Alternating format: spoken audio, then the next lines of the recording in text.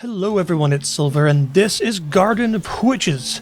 This is a roguelite that snuck onto early access near the end of May. It's been going under the radar thus far, which I think is a shame because it's really good already. This game barely feels like early access. It's got a lot of content, good polish, and the entire story is already available and completable with a light endgame to reach. The main goals for the updates yet to come will be extra polish, more bosses and areas, and a more significant endgame to play through. This game has some really neat ideas that work well together and should attract a lot of roguelite enjoying people. Hades' story focus and combat feel mixes with Slay the Spire's synergy creation and theory crafting to make a tough but fair game with many ways to try and break it in half during a run. The current state of having all 6 story chapters, 5 or 6, and side content helps us see what the final game will look like, and that kind of mechanical complexity already being available and this fun to mess with speaks well for how creatively the team implements their vision. I often try to wait until a game has a fair chunk of content showing what it'll be like in the future before I cover it on this show. But the way this launched puts my mind at ease that there's a significant amount here already, and that the future state of the game will be one of content variety and polish. It's rare to see a game launch into the system so complete from the beginning, and I'm thinking a good reason for that would be because the team creating this prioritizes putting forward a detailed look at what sort of game they want this to be, basically showing the players from the start that the game is already finished in their heads. The way the game looks is immediately striking due to the use of so much dark color and an adorable art style for the characters. Everyone looks super cute, kinda going for that short stack style while having quite a bit of detail to their outfits and hair. The art is anime-esque, but not in a mainstream way, closer to something like Toho fan art, honestly. The overall style and use of color gives me an Alice in Wonderland vibe, but filtered through an Eastern influence and darker fairy tale lens. Even though the characters are a huge highlight of the style, the environments might be even more so. They look fantastic. Each area belonging to one specific witch or twins means their domains are an extension of their personality. They look and feel like bubbles of space containing each witch's mind as an environment. The witches themselves are already very expressive, so their domains are like turning all of that inside out and plastering it all over the place. Each area is also very different from the last, with completely new music, enemies, arenas, and a boss. The fact that each place has a unique set of enemies and bosses helps them feel just as varied mechanically as they are aesthetically. So the art is in step with the gameplay during an entire run, with areas and arenas that match the look and feel of each location. The areas changing can also introduce new bits to decorate the fights with, which can act as obstacles, making later levels more complex to fight in due to the extra clutter. The enemy and boss designs are also important. Each one matches the style of the area it's in.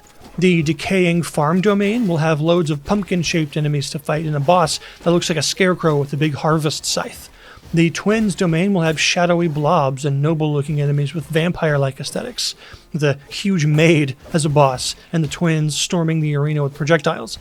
It's nice that the devs decided to not share any enemies at all between areas. It makes them feel even more unique and individual, and also mixes well with the music to create a full sort of vibe for each level. Another important bit that I feel isn't talked about enough is the attack animations and particle effects for the player, as well as the readability of the battlefield. This game uses a pretty large number of different skills, each with different mechanics, so it needs to display them clearly so that you know what's happening. Each skill type has a predominant color that helps it be identifiable. Blood skills are red, fire skills are orange, thread skills are blue, that sort of thing. The effects are satisfying to watch go off, which means they're doing their job, and you feel like you're getting much stronger as you go through a run. The readability is surprisingly good. I thought that due to the expressive animation of everything and the saturated dark colors everywhere, that the battlefield may get too busy at times. It really doesn't though. Even in areas where loads of enemies are casting overlapping skills and a boss is winding up a huge attack at the same time, it's still clear what's going on and where you need to stand to not get obliterated. During later areas, the attacks of bosses can get fast and complex and you need split-second reads of the arena to know where to go. They've mostly done this by coloring all enemy attack cues a red color, a different red than anything used in your arsenal, so you'll always know an enemy projectile from one of yours. Similarly, they've not used the color blue that your character is on any of the enemies, making sure it's always easy to pick yourself out even when the screen is covered in death. The music is a very nice accompaniment to the visuals and helps to complete the atmosphere of each area. I would call the overall vibe of the music sort of a dark fairy tale. Each level has its own spin and motifs, like the Halloween-like feel of the farm stage and the spooky gothic sound of the Twins level. I found myself really enjoying the music pretty much all the time, because a lot of it's just kind of my type of spooky ambience. It has a nice pulse to it for big fights and bosses, but can easily sink back down into atmospheric, twisted fairy tale style whenever it wants. There are also some bits where it changes pretty drastically, like the final boss arena, which I can only describe as like a celestial lullaby. Overall, the game's presentation is a very strong point in its favor. Everything from the interface to the art and the music tie together this fairy tale feel and make for a well-realized style that carries the game pretty far on its own. I wouldn't be surprised at all if some people were attracted to the game initially because of how it looked, even before knowing how it played. People did this a lot with Hades as well, and it's easy to see why. I think if your game has enough style to do that, then it shows a competence in design that people can expect to follow through in the gameplay as well. Gameplay-wise, there's a lot of mechanical depth here, but the game manages to present all of that depth in a simple way that's easy to get started with. When you start out, you'll grab your giant scissors that are slightly bigger than you and head into the domains to have a tea party. Said tea party is for sealing an incredibly powerful eldritch entity for another year, by the way. You'll always have a complement of 4 skills on a run. One of them will be your main attack to smack dudes with your scissors, and the other, starting skill, will be a dash that has an extremely useful bit of iframes. The other 2 slots are taken up by whatever skills you choose in the first 2 rooms of a run. This means that you'll decide the main loadout you're using for the rest of the run right at the beginning. This is where the game's most interesting mechanic comes in, as well as that deceptive simplicity I was talking about. The game uses something called the tag system. Each tag is a category with its own skills and mechanics, and it calls your skills and upgrade choices attributes. For instance, the fire tag has attributes like the fireball spell, and it also houses the burn mechanic, which is a type of dot that it places on enemies, marks a portion of their health gauge in orange, and drains that segment over time. We've also got the Threads tag, which has attributes in it that spawn threads and attach them to enemies, doing damage for each one. Then you can have a specific way to sever the threads all at once, dealing huge burst damage for each one attached. Basically, the tag system represents all the possible types of skill you could equip, as well as the unique mechanics for each one. But it doesn't actually end there, because even though you choose your 2 skills early on, you'll be able to upgrade them continuously throughout the run. This includes upgrades that allow them to work with other tags and cross over into the mechanics of separate types of skill. So don't think that choosing your skills at the beginning means that it'll be the same all the way through. You'll actively be evolving your skills to synergize with each other and drastically increase their effectiveness to create a build. Each room you go to has a specific type of reward, most of which you'll have to fight for. You can find rooms like upgrade rooms for your skills that always contain 2. Dice rooms that'll give you more dice, which you can use to re-roll results. Scissors rooms enhance your basic attack somehow. Rooms with the symbol of a certain tag will guarantee that the reward is related to that tag. And there are other rooms that allow you to remove a tag from the run to narrow the pool of stuff you find. There are also artifact rooms that let you select one of 3 to add to your run. These often have very powerful passive effects that can seriously help your build, but the most powerful among them also have drawbacks to be aware of. Right before the boss of that area, you'll reach a fountain. You can choose to either get 1 upgrade from it, or to have it heal you for 20 HP. Then, after that fountain, you'll head to the boss arena, get some story, and then fight it. If you succeed, you'll be able to go to the next area and grab a free skill refinement along the way. Interestingly, the game doesn't heal you after a boss, like at all, which is kind of cruel, but the second to last boss, who is just before the final fight, actually does heal you after you down it. A run is relatively compact in this game, with a small handful of areas, each one consisting of a relatively small number of rooms. This means that there is enough time to create a busted build, but you don't have to set aside 2 hours for each one.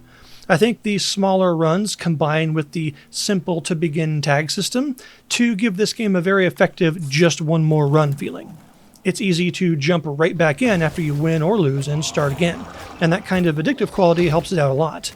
You also know starting off again that you're headed towards a new busted build you may not have tried before, because the game is very open to allowing you to create silly stuff pretty quickly. As you progress through a run and complete objectives and challenges, you'll be earning some coins. These are for the meta progression, and are totaled up and given to you at the end of each play. There's a sort of tapestry back at your room that's made of squares you can pay these coins to unlock. Each one enhances your stats or makes you more powerful for the next one. Things like attack increases, extra maximum HP, more dice to start with, and some other stuff like that are all present on the tapestry thingy and represent a big way to get stronger. You'll notice after buying a few of these upgrades that they make a huge difference. This is one of those games where the meta progression is not a small bonus to your character, but rather a significant enhancement that you'll need going forward due to how the chapter system works. The game is actually quite story-heavy, unusually so for a roguelite, a bit like how the Hades games are. When you first start out, runs will be very short and not too challenging, but getting to the final boss and beating them is only the beginning. After you do that, you'll be transitioned to Chapter 2. They've done a really good job of making it so your future runs aren't just the same thing but harder this time, instead causing the game to evolve with the story. At Chapter 2, you'll notice that enemies are much stronger, and the map through each area is longer with completely new types of room that weren't there before. This will unlock new systems like the relic system, the ability to ban certain tags and gather dice.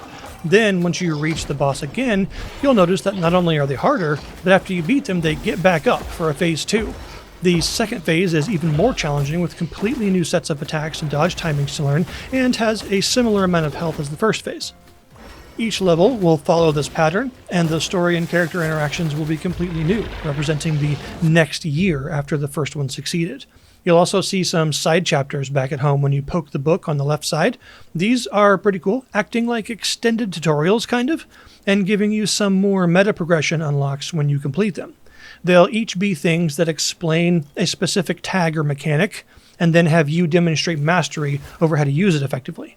It'll give you some hints and then a tough challenge using that mechanic. Then if you can do it, you'll get a card. These are very well drawn and cool looking tarot-like cards that give you a specific passive buff just for having them unlocked. As you ascend the chapters, you'll be getting more of the story and also making everything tougher each time. Things pretty quickly become quite ridiculous, with bosses turning into multi-phase bullet hell monsters with complex attack patterns and hard-to-dodge combos. Each chapter up demands better reflexes and the ability to seize small spaces of safety in a split second, as well as better mastery over the tag mechanics and how to create increasingly ludicrous builds that keep up with the bosses and cause your own mess of interweaving silliness with crazy DPS. Eventually, you can even start getting other weapons to use that'll change your scissors-based attacks and enable even more new synergies.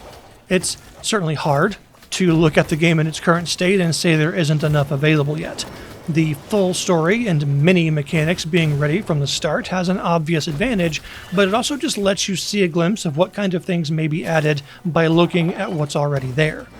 I think it justifies its $19 price tag very effectively, and knowing that it isn't supposed to change the price tag even after launch with all sorts of shiny new stuff is pretty cool. I think Garden of Witches is one of those rare examples in this genre of a team that wants to create within their own niche and aren't so worried about what the currently popular things are.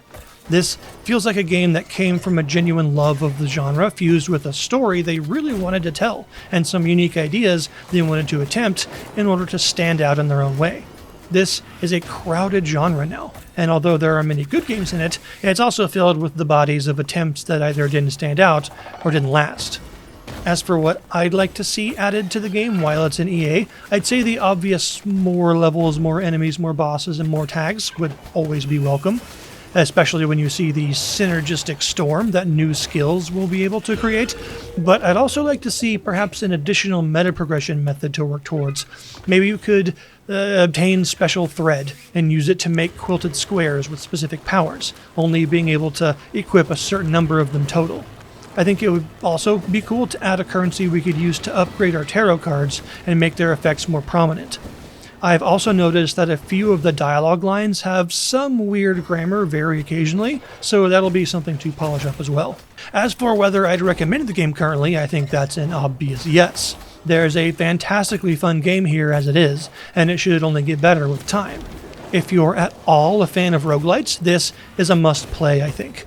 If you don't really like the genre, think about why, and see if a focus on building synergies like crazy and a shorter run structure would help attract your interest. If not, that's cool too, but it may be worth looking into if you just might get something out of it. I'll put the link to the game's Steam page down below if you'd like to look into it yourself. Thank you guys very much for watching, and I'll see you next time.